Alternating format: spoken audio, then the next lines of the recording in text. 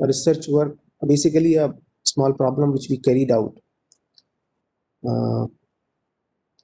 for Defense Research and Development Organization, that was based on the underground structures. Basically, the problem was to design the entrance and the exit points of a technical facility. A technical facility was to be developed by DRDO at an unknown location, and we were supposed to design the entry and exit parts, because although the facility was underground, but the entrance and exit were exposed. So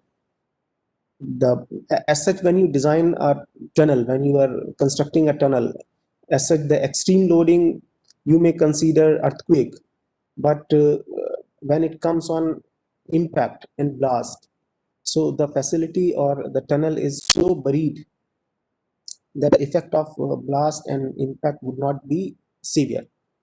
However, at the entrance point of the tunnel, the effect could be more prominent, because these points would be exposed, and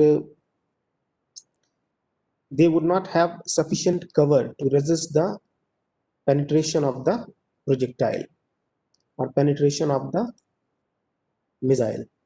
So therefore, this problem was given to us to design the entrance and exit points of a technical facility, right? Just a moment.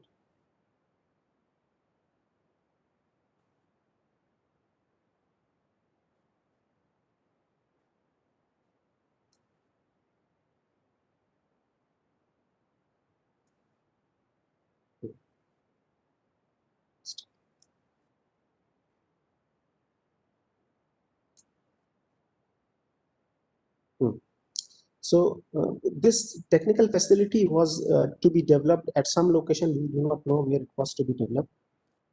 So what we had done, we had studied the behavior of the tunnel. You can say it was an artificial tunnel that was created, and it consists of the reinforced concrete tunnel or entrance, you can say. Then over that there was some buster slab, sand, and crushed rock that was provided.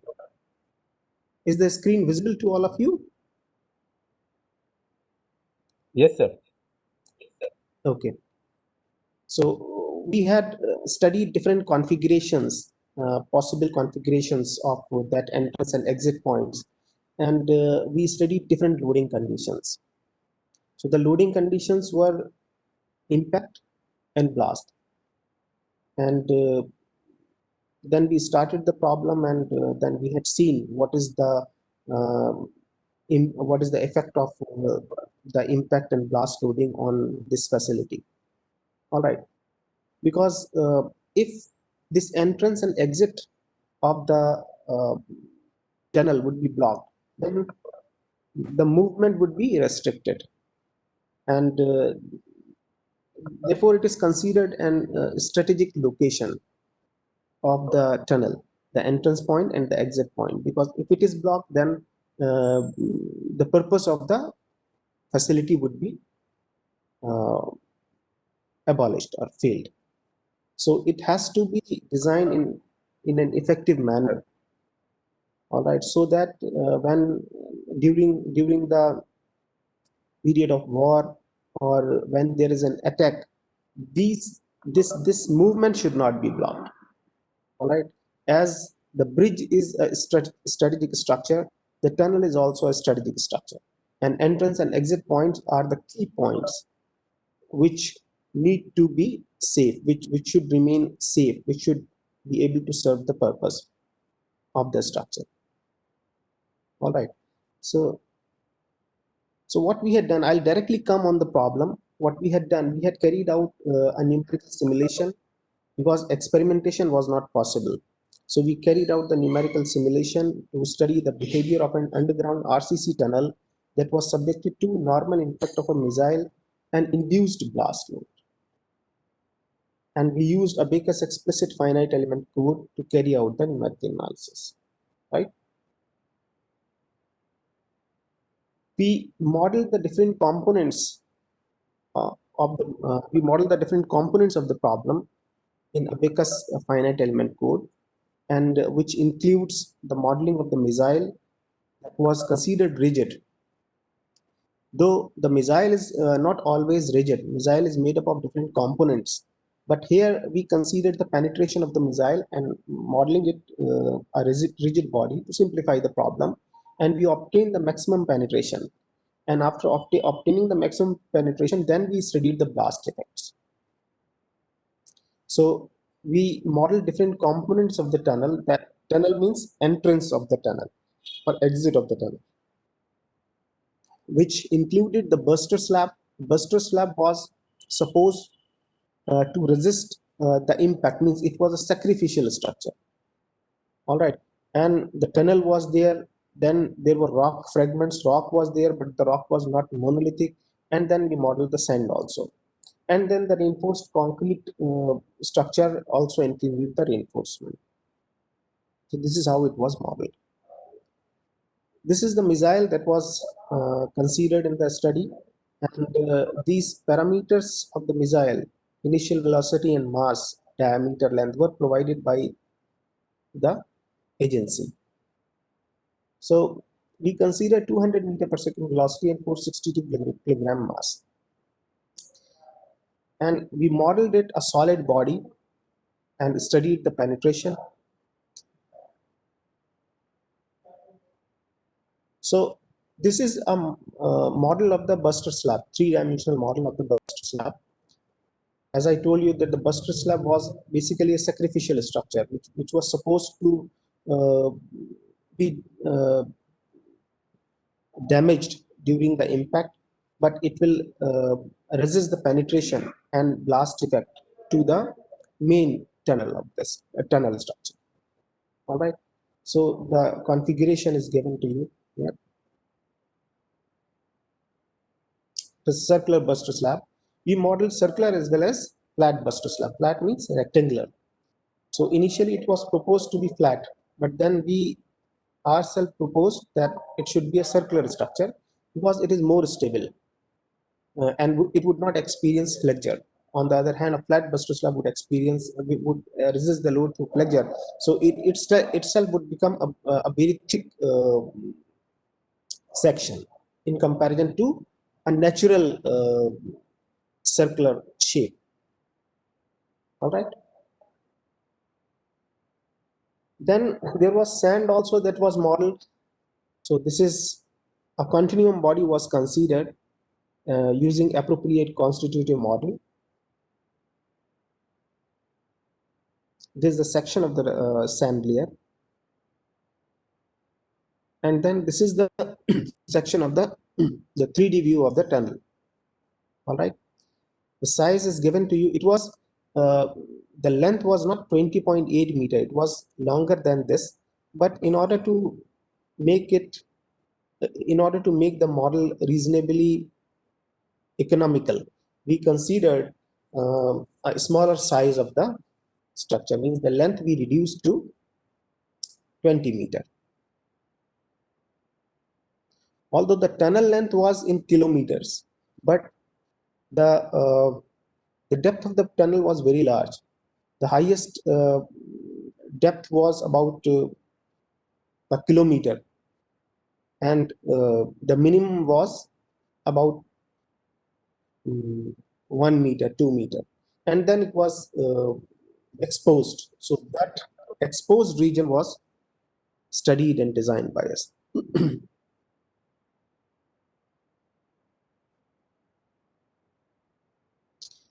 This is the section of the tunnel.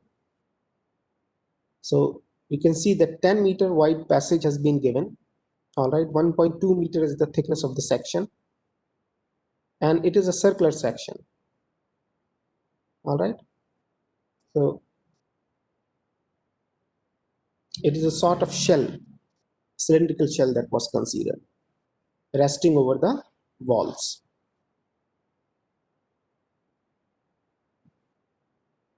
And this is the fragmented rock that was modeled.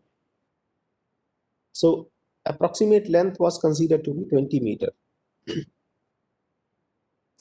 And that is basically to consider almost the same width and length. So therefore, around 20 meter was the width and 20 meter was the length. So in order to consider it almost same, the aspect ratio, we consider this particular length and width.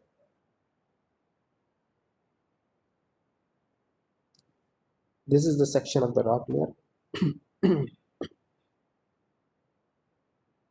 Then we modeled the reinforcement. So the reinforcement was modeled basically using truss elements, and there were longitudinal reinforcement of 25 mm dia bars at 125 mm center to center was modeled, longitudinal as well as transverse both, hoop reinforcement and the longitudinal reinforcement. Sorry, hoop reinforcement was 32 mm dia at 125 mm center to center. So this is how the reinforcement was modeled. Using truss element, it was meshed, and just using a line segment, it was modeled in abacus. This is a typical modeling of the reinforcement and meshing, and it was staggered at the required spacing in both the direction, in the transverse direction and in the meridional direction and in the longitudinal direction. All right. So this is the length of, this is one bar, you can say. It was considered monolithic, although in actual structure, the bar would not be monolithic. It would be lapped at intervals, at some intervals. But here we consider one single bar in the longitudinal direction and one single bar in the meridional direction. All right. And these details were provided to us by the agency.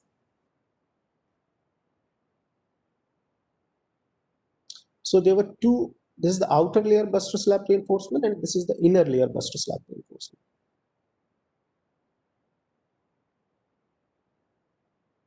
As I told you that we also considered the buster slab as flat, and initially the proposal was to construct a flat buster slab.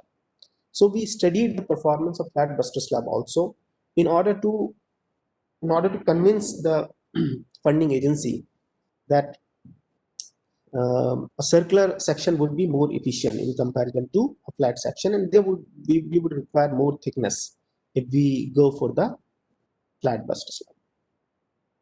And the purpose of the buster slab was basically to resist the impact. It was a sacrificial structure. It was supposed to be damaged and resisting the effect, further penetration and further blast effect on the main structure of the tunnel. And there were many components I'll explain to you further in the presentation. And this is the tunnel reinforcement. Tunnel geometry was as it is. Okay. It was a circular shaped tunnel. All right. And over this there was the buster slab. How it was configured, that I will explain to you. This is the reinforcement details. Okay. Longitudinal and transverse reinforcement, hoop and longitudinal reinforcement, 32 mm dia bar and 125 mm spacing center to center, and longitudinal bars 25 mm at 250 mm center to center. Now here is the complete tunnel assembly. Okay. After arranging all the components here, so we have this inside tunnel. This is the tunnel structure. All right. And this clear passage is 10 meter. Then there is tunnel. Then there is sand, then buster slab, and then there is fragmented rock. So this is the structure. Around 20-meter was considered. And this 20-meter was based upon the Buster slab because our objective was initially to study the Buster slab. Then we were told that we shall study the entire assembly and suggest the performance of the entire assembly. So we considered the 20-meter length based upon the length of the Buster slab and the section of the Buster slab, width of the Buster slab and section of the Buster slab. That was coming out to be about 20 meters.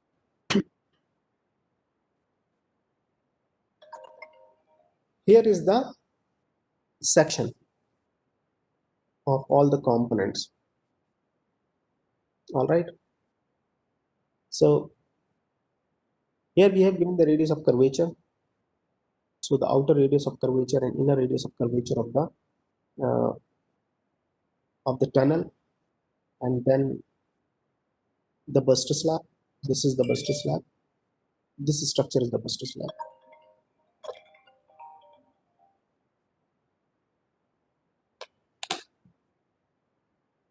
So here, this is the tunnel, then sand, then Buster slab, then the fragmented rock.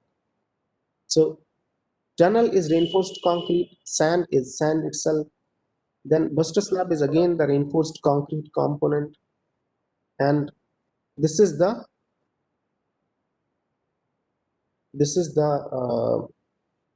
fragmented rock.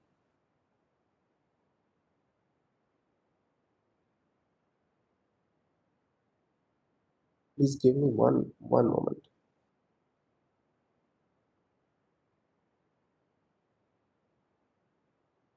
Yeah, Professor Ganshetty. Actually, I'm in a lecture, so okay. I'll be in about an hour, 1 hour. I call you. I call you. I call you.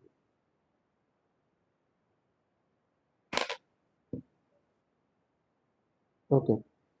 So this is the entire assembly that we studied, and we studied Buster slab independently, and then the entire assembly together. And Buster slab independently was studied because main purpose of resisting the impact was on the Buster slab. The main problem was based upon the design of the Buster slab. Tunnel design was as it is, but the tunnel was not designed to resist the impact load. The Buster slab actually was designed to resist the impact load. We obtained the thickness of the Buster slab to resist the penetration of the missile. And over the Buster slab, there was fragmented rock. So we modeled it as a continuum body, giving the properties of the fragmented rock. All right. We also modeled the sand as a continuum, giving the properties of the sand, and then reinforced concrete as it is as we model. Now let us discuss about the material modeling. So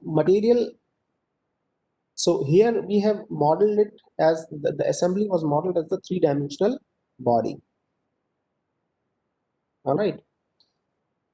Three-dimensional continuum it was modeled in Abaqus finite element code, resembling our structure, the actual structure which is supposed to be constructed. However, this is not sufficient. When we model, when we develop a finite element model, we have the computational model and the constitutive model, and then we do the meshing, discretization of the model, and then we carry out the finite element analysis. So the modeling aspect is based upon the geometric model, all right, the material model, and then the discretization of the model for the finite element analysis. All right, and each of these is important. So material modeling is the most important part because geometric modeling can be done when you have a computational code. You can easily do the geometric modeling. There is no problem in doing the geometric modeling nowadays because we have robust finite element codes available with user interface, like there is Abacus, there is ANSYS, there is LS-DYNA. All right.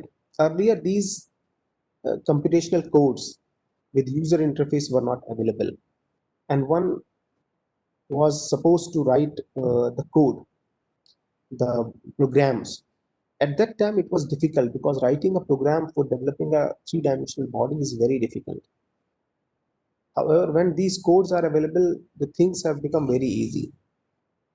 But the material modeling is, and therefore we are able to solve these complicated problems. However, when we are solving these complicated problems, which are undergoing inelastic deformations and failure, we must consider the appropriate material model. If we do not consider appropriate material model, then we will never get the correct results. So this is the basic requirement in the finite element modeling or any type of numerical simulation. All right, so we carried out a detailed study for modeling the material behavior of different component of the tunnel assembly. So we considered the concrete damage plasticity model. It is a very famous model available in Abacus.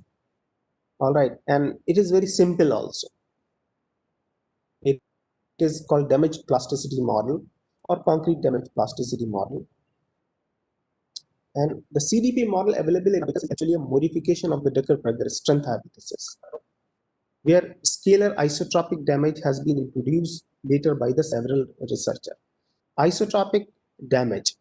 So damage is in different direction. Isotropic we know, all right, when the material properties are same in different directions. So we have the isotropic material. Okay, so isotropic damage is when the damage is same in different directions. All right, so this is based upon the damage of what? Damage of material that we refer to as the stiffness degradation. So it is based upon the stiffness degradation. The model is based upon the concept of isotropic damage elasticity in conjunction with isotropic tensile and compressive plasticity to represent the post-elastic behavior of concrete. So elastic behavior of the concrete, we know. We carry out different analysis, we carry out seismic analysis, and we provide the elastic properties. Where we need the modulus of elasticity, we need the density and the Poisson's ratio. These three parameters are required, and then the analysis can be carried out. But when you come on the inelastic behavior, when you start studying the inelastic behavior, then there are different complexities that develop. And concrete is a very complex material. It has different properties in compression and tension. It is strong in compression and weak in tension, but that is not only the sufficient understanding. We understand that concrete is strong in compression, though it is not as strong as steel, but it is strong in compression. And it is weak in tension, therefore we do not consider the tensile part in the analysis. We ignore the tensile strength of the concrete in the analysis, and we consider that the tension is taken by the reinforcement. But actually, when you come on studying the behavior, that is an assumption. Though concrete does have some tensile strength also, it is able to take some tensile stresses. So that has to be considered appropriately. Only then you would be able to evaluate the response of the structure. So here our purpose is not the designing of the structure, where we can use limit state design method or working stress design method. But the purpose is to analyze a structure which is developed. Suppose it is developed, a structure is constructed. Now I need to do the analysis. So I am considering the appropriate behavior of concrete in compression as well as in tension. And when we say appropriate behavior, we are saying that the elastic properties of the concrete and inelastic properties of the concrete and failure of the concrete also, damage. of the concrete also. All right. So how that has been done, this is being studied by us here. All right. So there is a model which is called concrete damaged plasticity, and damaged plasticity means the degradation of stiffness beyond ultimate stress. All right, beyond ultimate stress. So then, and which is very complex because post-peak behavior of the concrete becomes highly complex. So we study the plastic behavior and we know how it is done, and our uh, analysis are based upon the elastic behavior of the concrete, and some inelasticity we do consider, but we do not consider the post-plastic behavior, post-peak behavior of the concrete. So that is I'm going to explain in this model.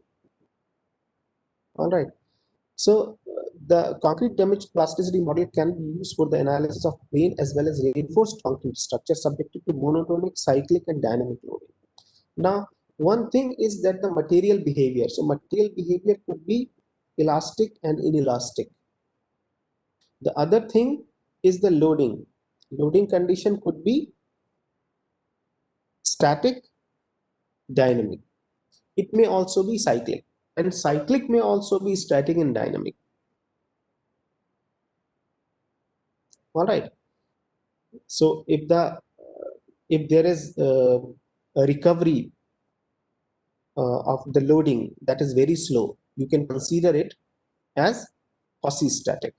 And if it is fast, then it may be dynamic. All right, as it is in case of the machines. All right.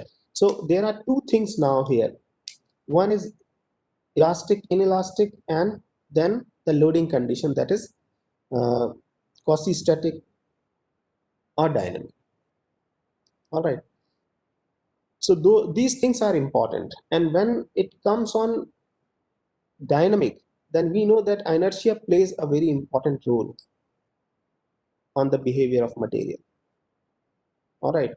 When the loading is quasi-static or static, inertia does not have a role in the material behavior in the analysis. But when the analysis becomes dynamic, then inertia comes in picture, and your governing differential equation changes. That is my double dot plus uh, my double dot plus cy dot plus ky equal to f, like that. So here you get the inertia, that is m. All right. So this is the differential equation, and in case of static, it becomes ky equal to f.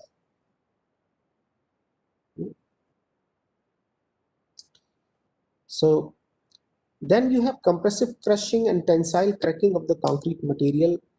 Compressive crushing, now we are talking about the damage. So damage is in compression as well as in tension, because we have to define both material behavior, the compressive behavior as well as the tensile behavior.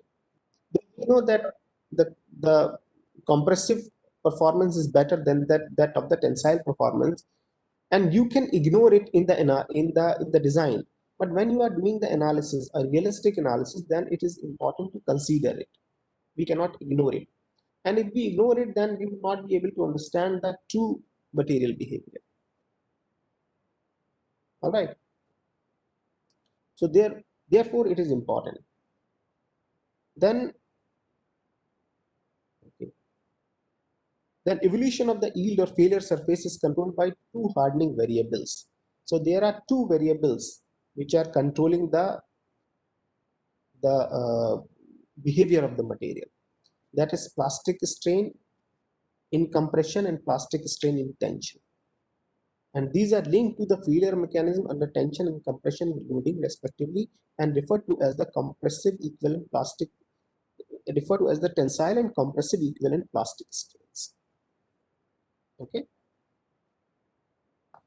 Let us move further and study the model in detail. So the compressive behavior of the concrete is described in the concrete damage plasticity model in this manner. And this is the typical behavior of concrete. You study the behavior of the concrete up to this point, all right? This is the elastic region. Elastic region is means you can obtain modulus of elasticity here in this region, and then it is elastic, and then it becomes here it is some nonlinearity, and then you reach to the ultimate stress. All right, so this is the initial stiffness of concrete. All right, and it has reached to its strength here, and then there is some nonlinearity, and this is the ultimate stress which you obtain. So then there is the post-peak behavior, and this region is complex, which is generally ignored. So in the concrete damage plasticity model, this region has been considered based upon the degradation of elastic modulus.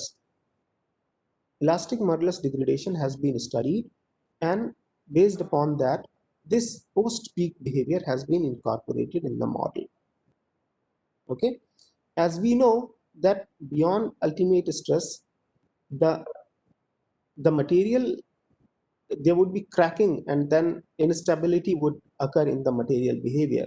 So that has been taken into account through a progressive degradation, not a sudden failure, but a progressive degradation. This progressive degradation can be obtained by carrying out the cyclic loading test on the concrete. So if you carry out the cyclic loading test on concrete, then you can find out that how this elastic modulus is degrading or changing. Okay, so it will keep degrading, and finally the failure of the concrete would occur. All right, so you have loaded the concrete, and then suppose you have unloaded it, and then reloaded it, and then unloaded and reloaded. Okay, so this is how you can obtain this behavior. And in this model, we require 2 points. We require the strength and the inelastic strain. These are the 2 points that are required to be incorporated to describe the compressive behavior of the concrete. All right, these 2 points will give you this line, so you can obtain the change in the slope of the material. So up to here, this is the initial strength, initial compressive strength. This is the ultimate strength, and then there is post-peak behavior. In the plastic region, the response up to ultimate stress is characterized by the stress hardening followed by the strain softening. So stress hardening and strain softening. So this region is basically the strain softening behavior of concrete, and this region is stress hardening region of concrete. Then that was the compressive behavior. We'll discuss in more detail. Let us now discuss the tensile behavior. Tensile behavior is more complex than that of the compressive behavior of concrete. Concrete has a more complex tensile behavior. It is very difficult to study the behavior of concrete in tension than in compression, because the concrete is a brittle material. You cannot apply you cannot test the material, though you can test it, but difficult. You can make dog bone specimen and carry out the direct tension test as we carry out the direct compression test. So if you carry out the direct tension test of concrete using dog bone specimen, there would be a brittle failure, a sudden failure. So this curve cannot be obtained. You would only be able to get some stress value, some value of the load divided by cross-sectional area. You get the stress. That is the tensile strength of concrete. So and it may cause the damage to the machine, the UPM on which you are carrying out the test. Therefore, generally this test is avoided, and machine manufacturers would themselves not recommend carrying out the direct tension test. But when you are going to study the behavior of concrete, one needs to study the tensile behavior. So generally the tensile behavior is studied by carrying out the indirect tension test. which are also called the Brazilian test, okay, in which the cylinder is loaded on a diameter. It is the lateral load is applied, a diameter is loaded, and that loaded diameter is in compression, and in the transverse direction there is tension. So this is how we obtain the tensile strength of the concrete by carrying out the indirect tension test.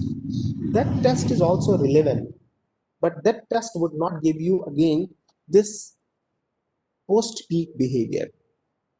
All right, this is very difficult to obtain, but investigators have studied this post peak behavior of concrete.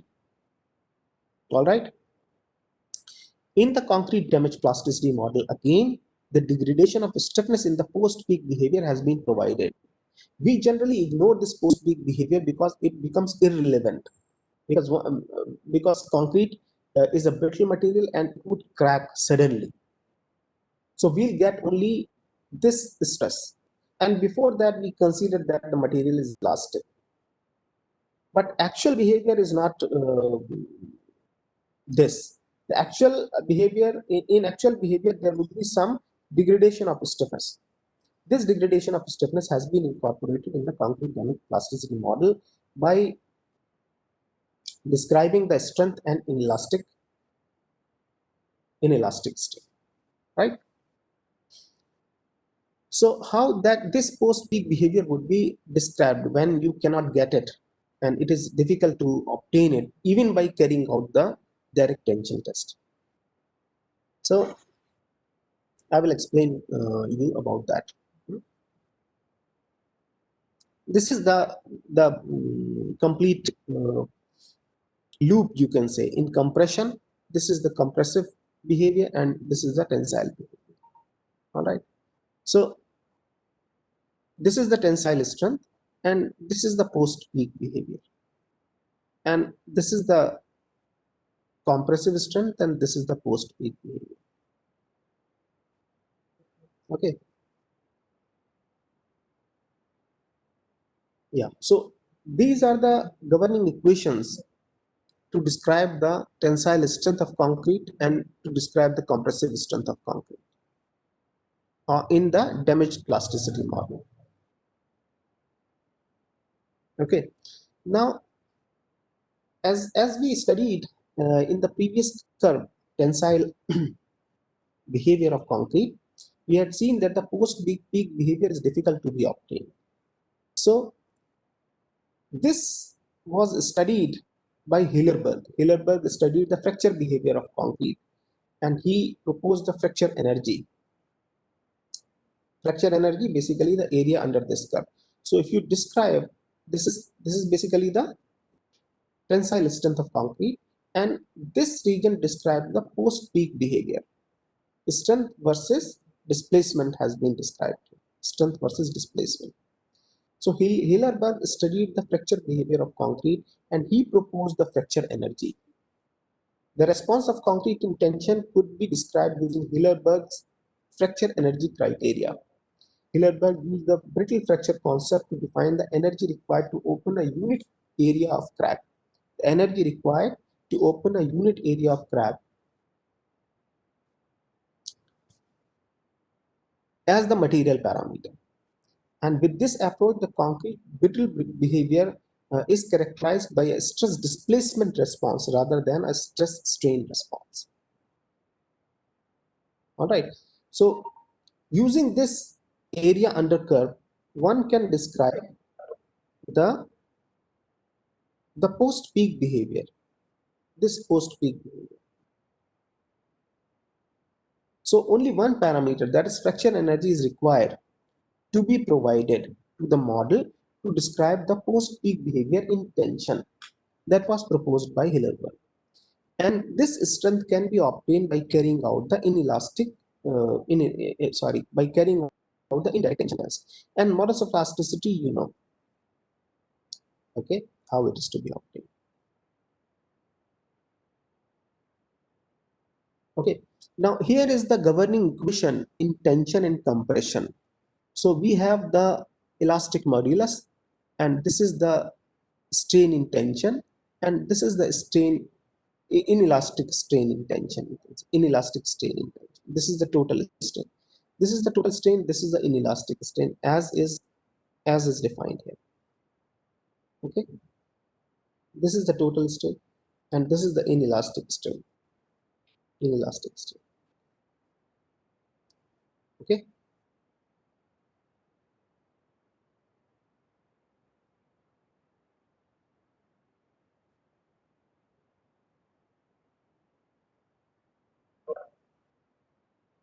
If the damage is not considered in the concrete damage plasticity model, the plastic strain equals the inelastic strain. However, the material still follows the actual envelope path. If you do not consider damage, okay, the plastic strain equals the inelastic strain. The, the plastic strain would become equal to the inelastic strain. However, the material still follows the actual path. The response of the concrete under compression was incorporated. Okay, so this is all how we have incorporated the behavior of concrete in compression and tension. So in compression, the behavior was incorporated using the, the study carried out by Sinha in 1964 and Gote et al. In 2001. Sinha carried out cyclic loading test on the concrete cylinders at very low strain rate, and only then he was able to obtain the stiffness degradation. All right. And then Gote carried out the experiments at varying strain rates. They tested cylindrical specimens of compressive strength 30 MPa at quasi-static loading and at high strain rate loading. So behavior of concrete at quasi-static loading can be studied by carrying out the compression test, as you know. At high strain rate test, however, there is an equipment that is called split Hopkinson pressure bar that is used for obtaining the stress strain response of concrete at higher rate of deformation. Higher strain rate we are talking here, and it is coming first time. So let me explain to you that high strain rate is related to the rate of loading. As the rate of loading increases, means when the loading rate or loading speed increases from static to dynamic, we say that the rate of loading is increasing. So loading is becoming fast. So the rate of loading is higher in fast loading. And fast loading is called the dynamic loading. You know that earthquake loading is basically a dynamic loading. And if you apply a load gradually, that is a static loading. And static and dynamic loading have different response of the structure. That also you know. But that response is also reflected by the material. That response is not only reflected by the structure, as inertia becomes prominent in dynamic loading, but that is also reflected by the material. And material behavior changes under dynamic loading condition. Okay, that that that change, although, comes when the loading becomes very fast. It is not as significant as it is not very significant in case of the earthquake loading. Though earthquake loading is also considered as the dynamic loading, but the rate of loading is not that high to cause change in the material behavior. So the material behavior changes when the rate of loading becomes about 100 per second or 10 per second. Though in case of earthquake, the rate of loading is about 1 per second. Okay, so you can consider that the rate of loading in earthquake loading is about 10 to the power 0. And yeah, and in case of when it becomes 10 and beyond that, then the change in the material behavior started taking place. All right. and the strength becomes higher and strain becomes smaller. So this type of material behavior is depicted by the materials. And it is always not necessary that strength will become higher and strain will become lesser. Sometimes the strain also increases and the strength also increases. It depends upon the type of the material. All right. So I will show you some behaviors.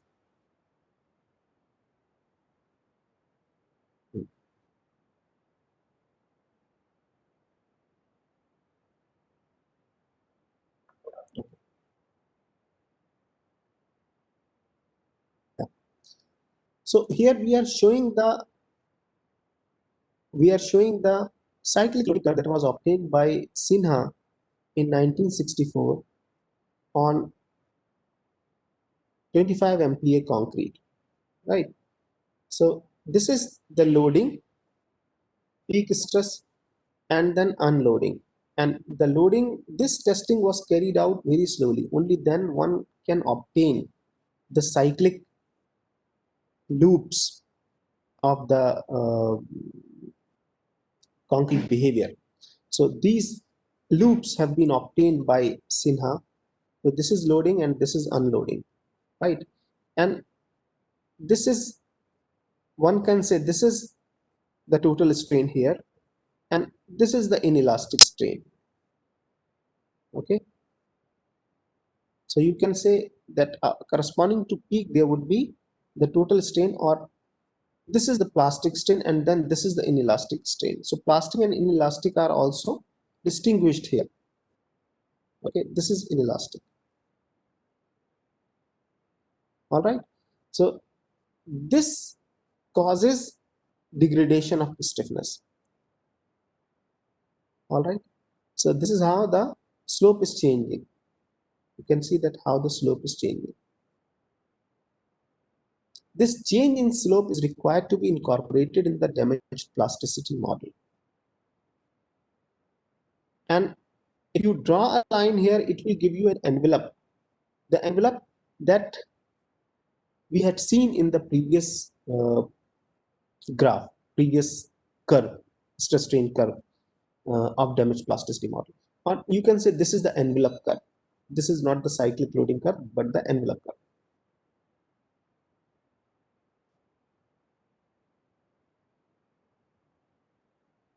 All right. So this behavior is required to be incorporated in the damage plasticity model, and that was incorporated to describe the material behavior of concrete uh, with degradation of the stiffness. These are the parameters other than the other than um, the strength and inelastic strain of the concrete. And these parameters can be obtained, although they are simple, these can be obtained by carrying out the different type of test on the concrete specimens. Compression test, bulk modulus simply could be obtained.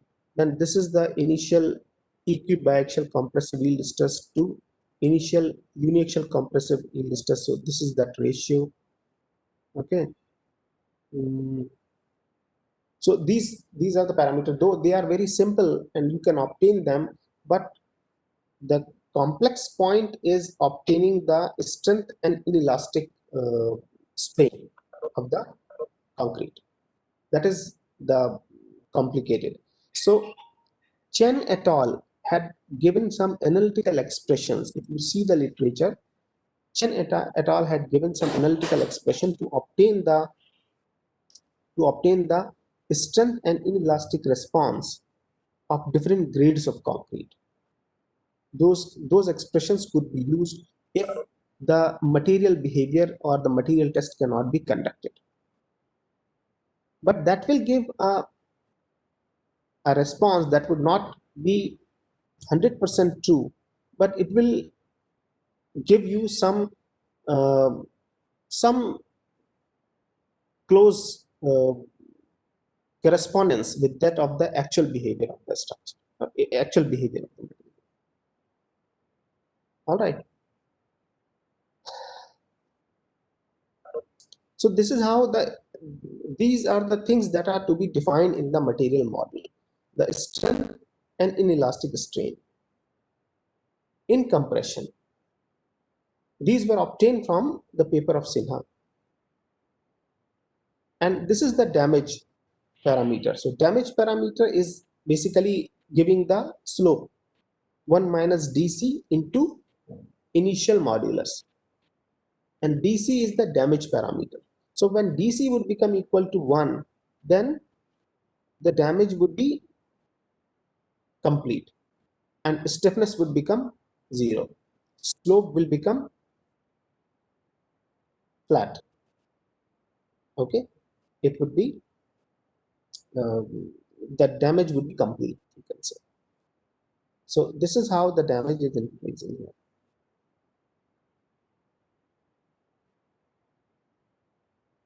So this is the initial modulus, and this dc is giving you the change in the modulus. As the dc would increase, this slope will keep changing, and then you will get the, and finally you will get the failure of the concrete when this dc would become equal to 1. So the damage parameter plays an important role. So what you have to know, you have to know the initial modulus, and you have to know the damage. And damage is nothing but it is obtained from this expression you can use to obtain the damage. All right.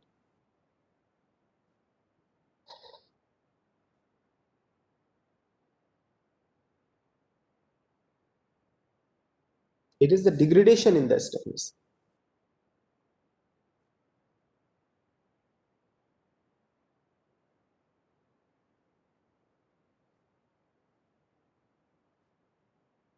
Now, the tensile strength. So tensile strength is simply defined in the model. All right. And the fracture energy was described. All right. Because in tension, it is difficult to obtain the cyclic loading response of concrete. In tension, it is difficult to obtain the cyclic loading response of the concrete. So the fracture energy was described and the tensile strength of the concrete was described.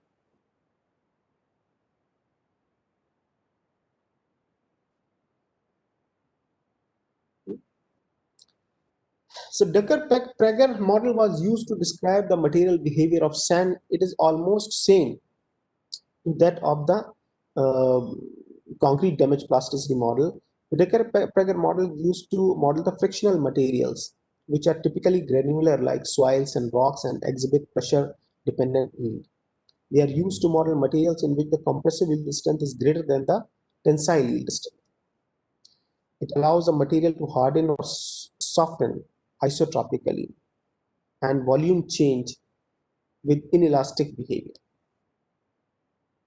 So I'm not going into the Decker-Prager model detail, because it is almost similar to that of the concrete damage plasticity model. Basically, the Decker-Prager model was modified to obtain the concrete damage plasticity model. And the material behavior of poorly defined rock was also defined using these parameters.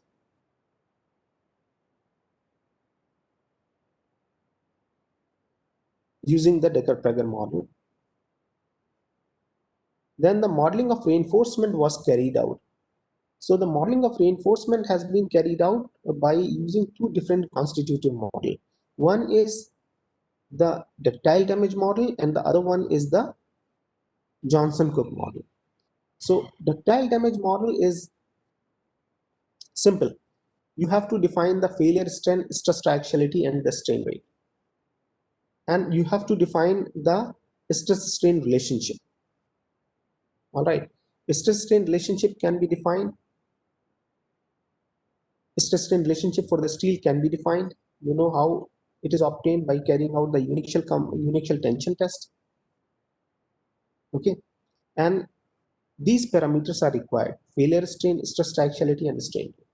Failure strain, stress triaxiality is basically related to the point where the stress becomes triaxial, and this is called the maximum stress triaxiality ratio, this value 0.333. So stress becomes triaxial in a uniaxial tension test at ultimate stress when the formation of the neck takes place. Initially, the stress is uniaxial when you load the specimen in tension, and we know that engineering strain and true strain are same before the ultimate stress, almost same. Okay, but at the ultimate stress, what happens? There is a formation of neck, and because of that, the strain becomes localized. Strain becomes localized, and it becomes triaxial. And because of this reason, uh, beyond ultimate point, our engineering and true strain, they become different. All right. So before the ultimate stress, you obtain the stress as force per unit initial cross-sectional area. But after that, if you obtain the stress as force per unit cross-sectional area, then the stress strain curve will decrease. Okay, from peak it will decrease. But if you use the actual cross-sectional area, okay, so in the denominator the value will be lesser, and eventually your stress will become higher, and the curve will increase. The level of stress would increase. So that effect is important. Stress triaxiality plays an important role in the failure of the material. Failure of the material is highly dependent upon the stress triaxiality. And this stress triaxiality, this is basically, now we are talking about the ductile material. We are not talking about the concrete. Remember. So that is what has been used. Now in the that was the ductile damage model. So in the ductile damage model, what we had done, we have defined the stress strain relationship, stress strain curve, and we have used these parameters to describe the ductile damage. Another constitutive model was used, and this model is called the Johnson-Cook model. So I do not have much time. I, like I'll explain it in 2 minutes only. So the Johnson-Cook, basically a plasticity model. All right. So in this model, the equivalent von Mises stress, we know the von Mises stress, it is described as this expression, using this expression. All right. And this expression is describing the behavior under dynamic loading. In the previous model, ductile damage model, we did not consider the dynamic effects. In this model, the dynamic effects have been considered. And when you consider the dynamic effect, there would be the effect of a strain rate and the effect of temperature. So strength would become a function of strain rate and the function of temperature. So there are three components. One is hardening, that strain hardening. It is shown here. And this component is called the strain rate hardening, and this component is called the strain softening due to temperature. These three effects have been duly incorporated in the Johnson-Cook model. And then there is the failure. Failure has also been incorporated, considering three important aspects. One aspect is the stress triaxiality, as I told you, which is very important in the ductile material failure. And the second aspect is the strain rate, which is also a very important component. And then the third is the temperature.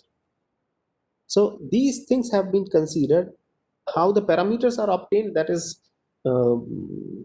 further required to be explained, but I'm not going into that detail because it is a conventional model now and it is available in literature. You can study it.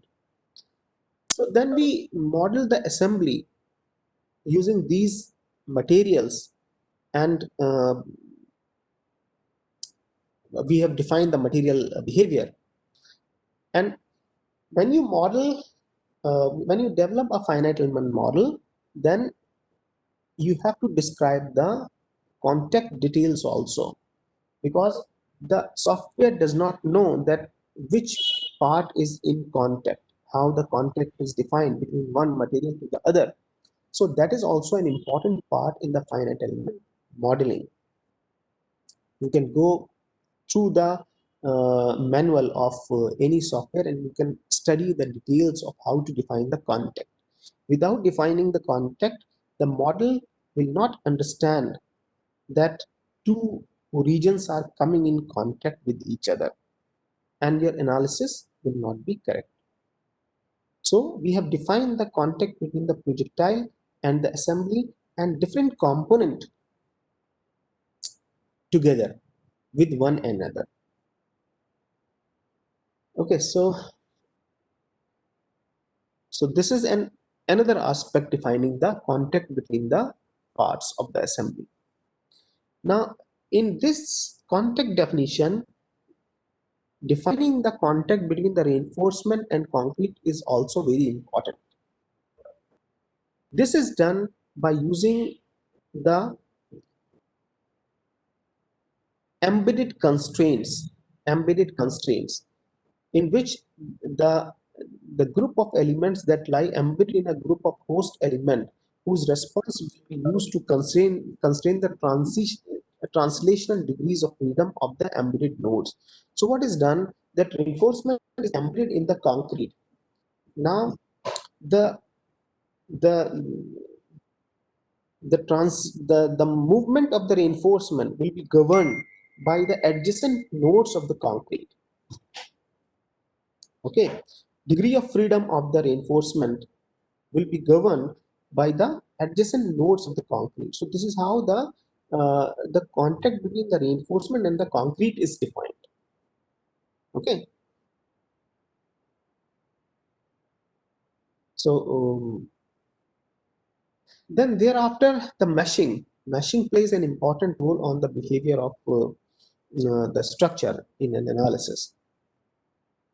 Okay, so we have defined the meshing, and because it is a large structure, from the numerical point of view, it is a large structure.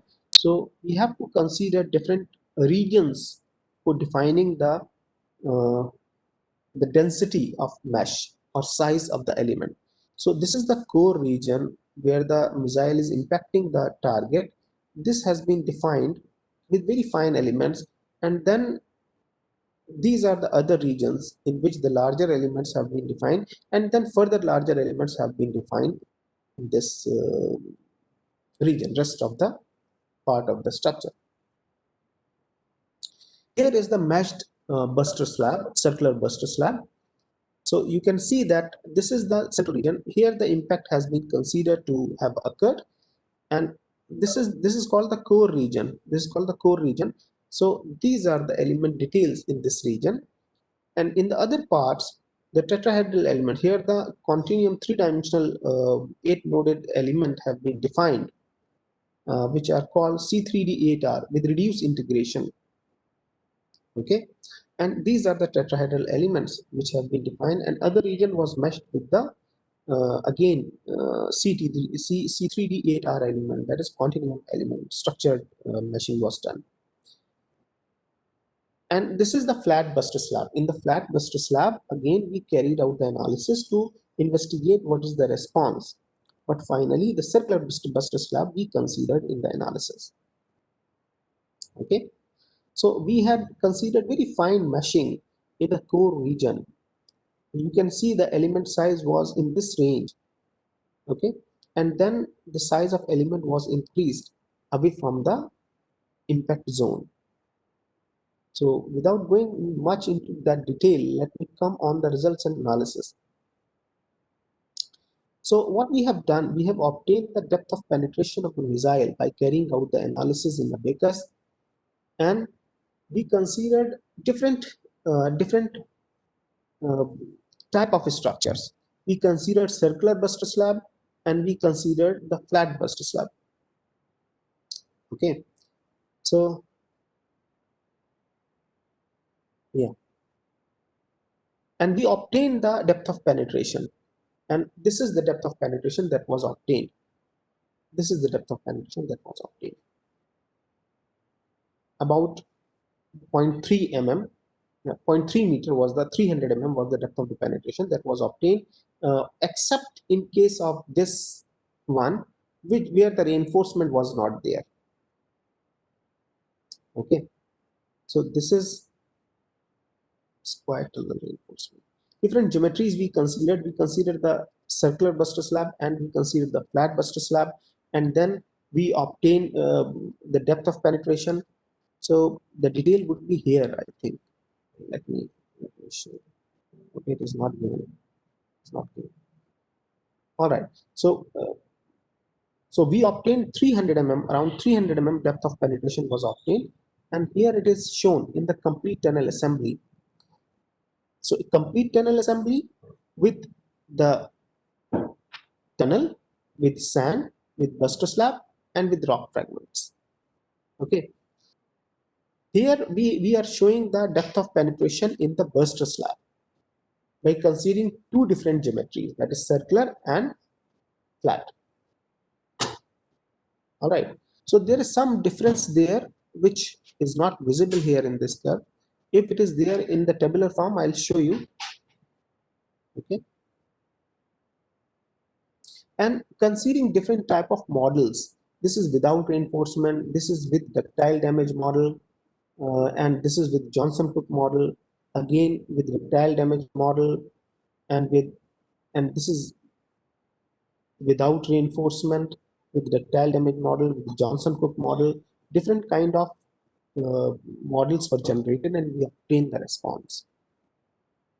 And finally, this is the penetration. This is the penetration in the in the in the complete tunnel assembly, and that result was based upon one particular structure, that is buster slab.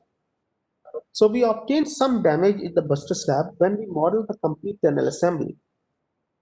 Okay, but that damage was not propagated to the tunnel. Okay, so this is about 1.8 meter. This is about 1.8 meter penetration in the sand, and this is different. This is in the buster slab only, that is concrete buster slab, and this is the result of the complete tunnel assembly. And these are the stresses developed in the reinforcing bars. Okay, this is another means these are the different reinforcement. This is for the buster slab and this is for the tunnel itself. These are the displacement results of the reinforcement. Now here is the velocity degradation with time. Yeah, so velocity of missile was 200 meter per second, and this is the depth of penetration with respect to time, about 1.8 meter. The missile penetrated into the fragmented rock. All right, and then here is the depth of penetration, uh, a comparison study that was carried out. So flat buster slab, flat buster slab, circular buster slab, circular buster slab, and complete tunnel assembly. Without reinforcement, ductile damage model, Johnson-Cook model. So here are the results: 0.3 meter, 0.3 meter. All right, and in case of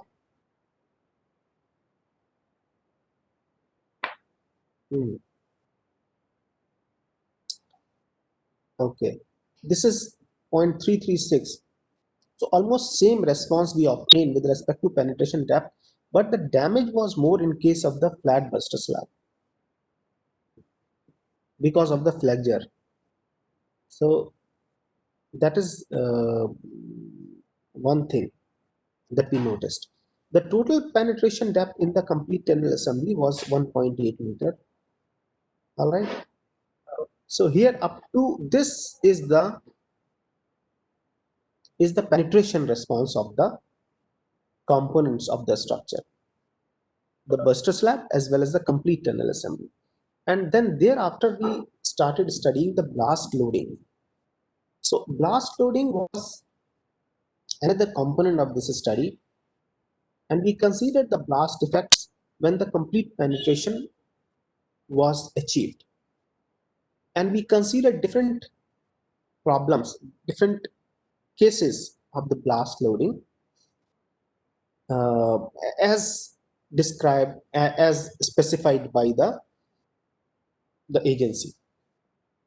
So that cases I will not discuss in detail, but these cases were changing the configuration. Like here we have 2 meter thick rock cover. Depending upon the changes in the rock cover, we consider the blast loading, right?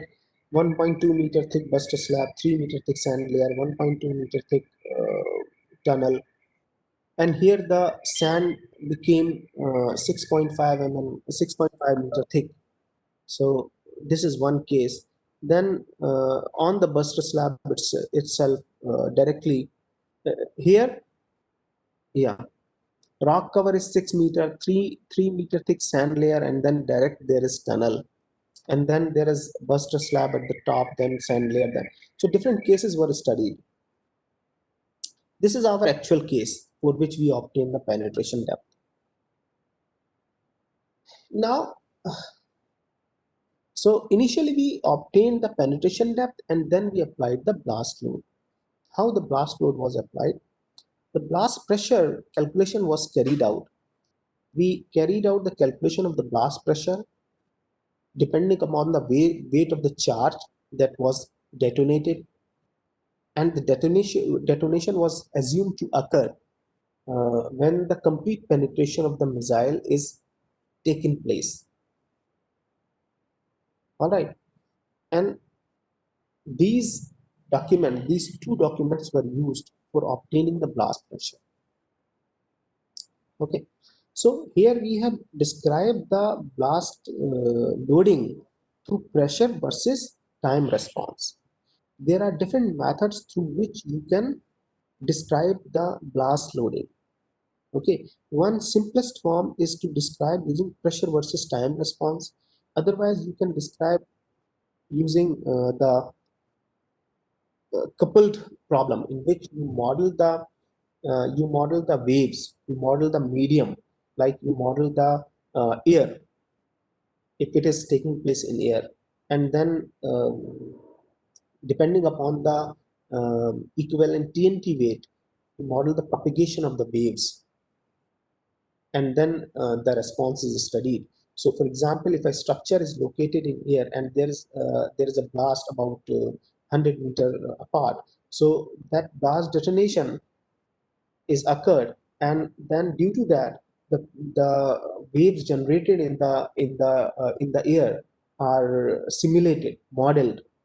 Okay, the air itself is modeled, okay, using Lagrangian and Eulerian modeling. So then the response is obtained. But here we have simplified the problem and modeled the blast pressure versus time response. Okay, so this is the empirical expression that was proposed. That is proposed in the literature, and it is also available in our Indian standard IS 4991. Okay, there are different parameters here. There are different parameters here, uh, and using these different parameters, the blast pressure was determined. Okay, this parameter is coupling factor, then acoustic impedance, then there is distance to the explosion point, charge weight, then attenuation coefficient. These are different parameters that are required to describe the blast pressure.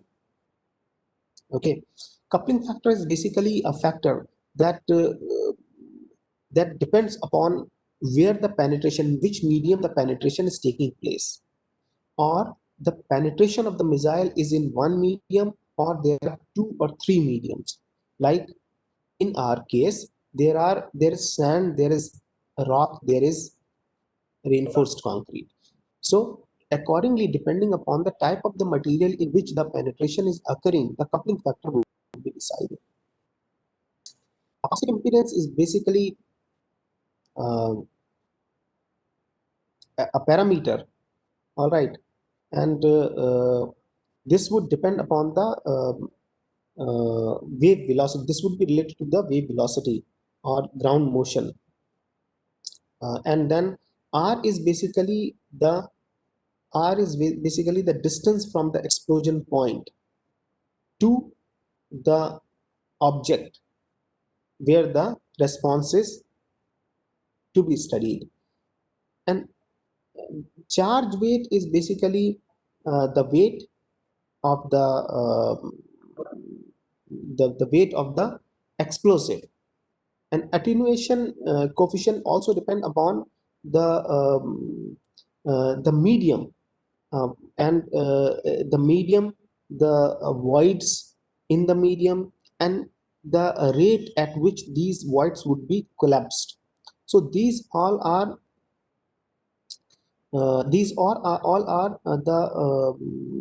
the parameters that would describe um, the the stress waves to propagate in a medium. Okay, peak particle velocity is also related to the ground vibration, the peak ground vibration that would take place. Peak acceleration, seismic velocity is the velocity, the stress wave, the elastic wave that will propagate. All right. So these are different parameters that are required to obtain, and it is very simple. These parameters are available on internet, so you can directly obtain. Okay.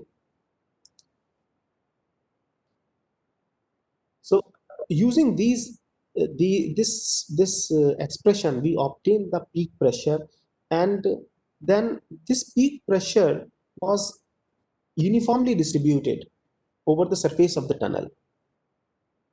Using this expression, it was uniformly distributed, and a pressure versus time response was obtained. Pressure versus time response was obtained, and that pressure versus time response was assigned over the surface of the tunnel. So for example, this is here we have our missile, and it is in the rock. It is 1.8 meter rock cover. All right, missile is penetrated about 1.8, sorry, 2 meter rock cover is there. 1.8 meter penetration has occurred, and below there is the buster slab, and then there is sand, and then there is tunnel. So we need the response here. Our R value is up to the tunnel top from the charge weight. Charge weight has been considered to be located at this point. From this point to the top of the tunnel, we obtain the R value. This R value will depend upon the cover. So accordingly, we obtain the pressure using different parameters, and these parameters can be obtained from literature. They are available in different papers also. All right, and then this P naught pressure has been obtained. This P naught pressure was then substituted here in this expression to obtain the pressure versus time response. Here is T is the time, and this is TA basically. This is the time, the total time required from the detonation to the for the movement from the detonation to the surface of the object, to the point where the response is to be studied. So that is how the pressure versus time response was assigned to the structure, and we obtain the behavior of the tunnel under blast loading. Okay, and then yeah, and this is the second case in which the 6 meter thick rock cover was considered, and there was no burst slab, and then we obtained the response. So we have studied the response in this way and given our recommendations and conclusions. All right. So here are some conclusions, and rest of the things are confidential. So I will not be discussing what happened and how it behaved finally. So here I stop. Thank you very much. We do not have time. Otherwise, I would have explained you one more problem and one more constitutive model. So I'm stopping here. Dr. Rehan, thank you very much. Thank you, sir, for this very detailed and side view of blast impact load on the tunnel structures. All of you know, sir, the modeling of it is very tough task, and you have given a detailed version of that, sir. Thanks for this, sir. Now, if any audience wants to ask any question, the session is open for the question.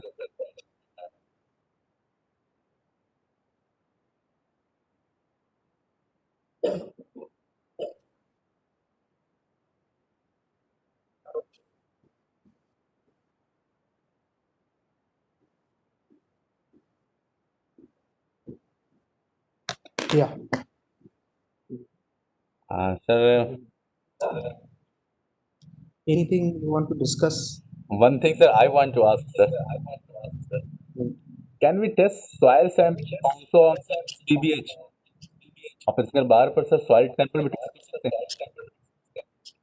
Yeah, you're not audible. Now I'm audible, sir.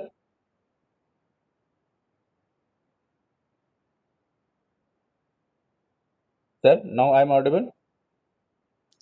Yes, Rehan, yes, tell me. Yes. Can we test a soil sample also on the SPBH, sir?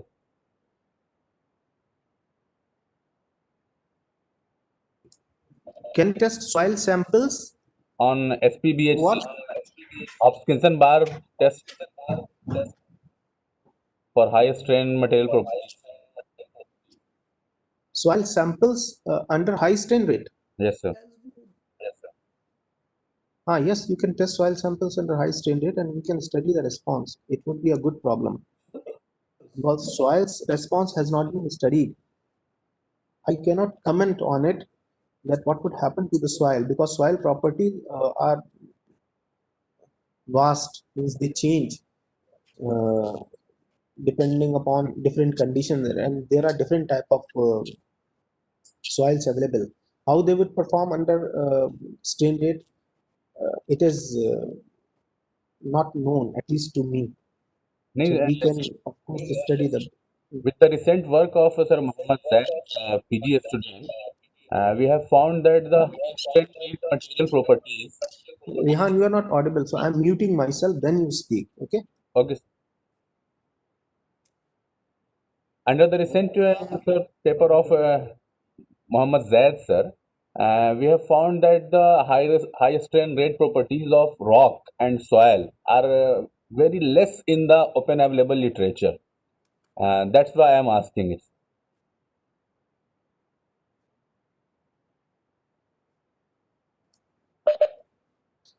Granular materials have not been studied much in the literature because these fields are different. High strain rate, material behavior, and geotech. So one has to club them. So the person should be interested in both. Generally, in geotech engineering, people are interested in studying the conventional properties. Okay, but what would happen under dynamic loading condition? Because even in earthquake loading condition, we do not require the dynamic properties Yes, sir. because the material behavior does not change. The strain rate effect is not dominant. But in case of blast, for example, a missile is penetrating inside the concrete, or sorry, inside the soil or inside the rock. Yes. So rock behavior has been studied because some people from structure are interested in studying the behavior of rock, but then very less number of people or number of researchers are there who are studying the response of soils under blast loading, or who are studying the response of the effect of strain rate on the soils. Very less number of researchers are there. But the buried Can I say something about it? Abdul Baqi. Yes, sir. I think the reason is that the property of soil mostly depends too much on its content, and especially the amount of water available or saturation level of the soil. And this is one reason. Another is the soil capacity of taking the load is very, very less. Just like you see that the concrete and tension behaves differently as compared to its behavior in compression. And plastic behavior is not available for the concrete in tension too much. So I think this may be the reason that you cannot find out many some values. Very small value will be there before it's taking a ballast load, and that may be the reason that people have not worked on the soil. Maybe. I have not done any work, but there is one more thing, sir. Although the strength of the soil is very low, yes, but when something is impacting the soil, for example, we are studying underground structures. So underground structures would be located deep into the soil. For example, 5 meter, 10 meter deep. So in this 10 meter, what would be the response of the soil that will govern the behavior response of the structure, main structure. So this aspect is important. Although the soil strength is very low, but the response of the soil, because that soil is compacted, that soil is not loose soil. So therefore, it is important to study. I have not found any literature. I myself did not study the behavior of the soil under dynamic loading conditions.